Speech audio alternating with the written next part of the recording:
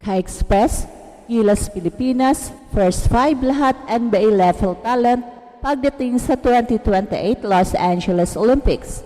Ang tanong, totoo ba ito? Paano ito mangyayari? Well, sa ngayon, nandiyan na sina Kai Sotto, Justin Brownlee, AJ Edo, Junmar Fajardo, Carl Tamayo at Kevin Kembao na sa tingin ng marami ay lahat NBA level talent na. Add 2 more years ay siguradong halimaw na sila, especially ang mga bata. Si Junmar Fajardo na lang ang merong question mark kung magpapatuloy pa ba ang kanyang galing pagdating sa 2028. Ganun rin si Justin Brownlee, pero sa tingin ko ay kaya nilang isustain ang kanilang laro dahil na rin sa kanilang style of play. Pero no problem, dahil andyan naman sina AJ Edo, na isa ring NBA level talent pamalit kay Junmar Fajardo, at si Jordan Clarkson naman pamalit kay Justin Brownlee kung hindi na talaga nila kaya.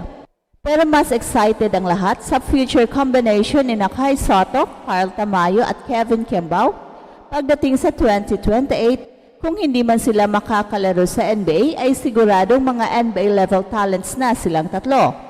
Kung European pa sana sila o kahit galing Japan o China man lang, ay siguradong nasa NBA na sila maglalaro after 3 years. Pero dahil mga Pinoy sila, ay it remains to be seen. Pero ang sa atin, tinitingnan natin ang kanilang skill level na very obvious, pang NBA na kahit ngayon pa lang. With maturity and more experience, ay tiyak na mas gagaling pa silang tatlo. Kaya sa 2028 Los Angeles Olympics, it is expected na lahat ng nasa first 5 ng Gilas ay mga NBA level talent. Ito na rin ang right time na gagamitin ni Coach Tim Cone at ipakita sa buong mundo ang tallest first 5 ng Gilas. Kai Sotto, Junmar Fajardo or AJ Edo, Carl Tamayo, Kevin Kembao, at Justin Brownlee or Jordan Clarkson. Ka-Express, isang nakakakilabot na tanong ang umiikot ngayon sa basketball community. Totoo ba na sa pagdating ng 2028 Los Angeles Olympics, ang Gilas Pilipinas ay maglalabas ng starting 5 na lahat NBA level talent na? Parang panaginip lang ba ito? Well, teka, hindi ito haka-haka dahil kung titingnan natin ang development ng mga core players ngayon ng Gilas, hindi imposible ang ideyang ito. Kaya sa video na to, samahan niyo ako sa isang kwento ng pag-asa, potensyal at posibleng pagbabalik ng Pilipinas sa global basketball spotlight. Mga ka-express, sa dulo ng video na ito, maniniwala na rin kayong posible ang imposible. Nandiyan na nga ngayon ang mga pangalan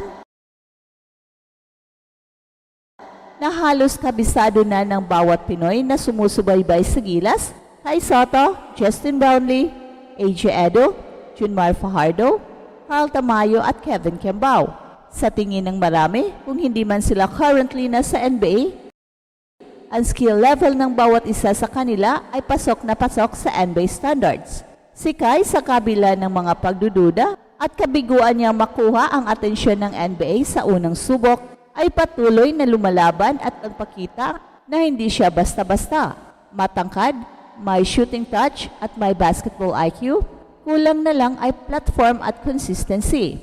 Ngayon, may ilang taon pa siyang para i-develop ang kanyang katawan, ang timing at mentality, at sa pagdating ng 2028, baka hindi na lang NBA level talent ang label sa kanya, baka NBA player na talaga. At pag-usapan natin sa AJ Edo, taon-taon mas lumalalim ang kanyang laro sa kanyang stint sa FIBA at sa mga tune-up games.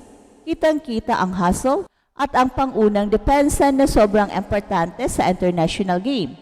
Sa edad niyang yan at sa pag-aalaga ng Gilas sa kanya, siguradong malaking papel ang gagampanan niya sa future plans ng team. Kapag mas lumalakas pa ang pangangatawan at dumami ang exposure sa high-level games, magiging legit NBA caliber center na rin siya. At eto pa, si Carl Tamayo. Ilang beses nang pinatunayan ni Tamayo na hindi lang siya shooter, may post moves, may passing at may composure sa clutch. Bihira ang ganyang mga quality ng isang big man, lalo na sa kanyang edad. Sa kanyang mga laro sa Japan B-League at sa mga national team appearances, pinakita niyang kaya niyang sumabay sa mga import. Ngayon, isipin mo, kung paano pa siya gagaling after 3 more years of international exposure and high-level training. Siyempre, hindi rin pwedeng kalimutan si Kevin Kiambao. Isa ito sa pinaka-versatile na players ng Gilas ngayon.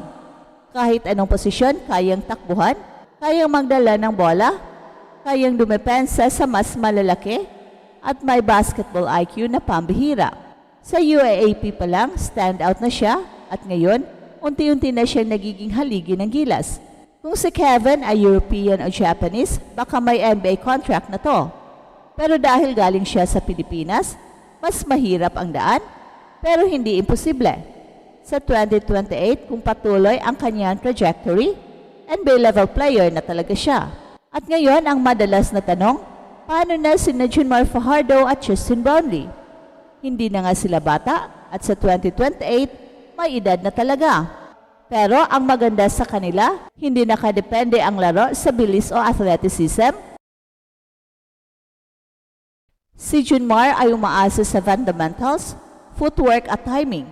Si Brownlee naman, alam natin lahat na cerebral ang laro niya. Madiskarte, precise at efficient. Kaya sa tingin ko, kung maayos ang kondisyon nila, may silbi pa rin sila sa team. Pero kung sakaling hindi na nila kayanin, ready na ang pamalit, sina AJ Edo sa center role at si Jordan Clarkson sa scoring wing spot. At teka lang ka-express, ito pa ang mas matinding part. Isipin mo ang posibleng first 5 ng Gilas sa 2028, Kai Soto sa center, AJ Edo o Junmar Fajardo na kapwa big man role, Carl Tamayo bilang stretch 4, Kevin Kiambao bilang hybrid forward, at si Justin Brownlee o Jordan Clarkson bilang guard scorer.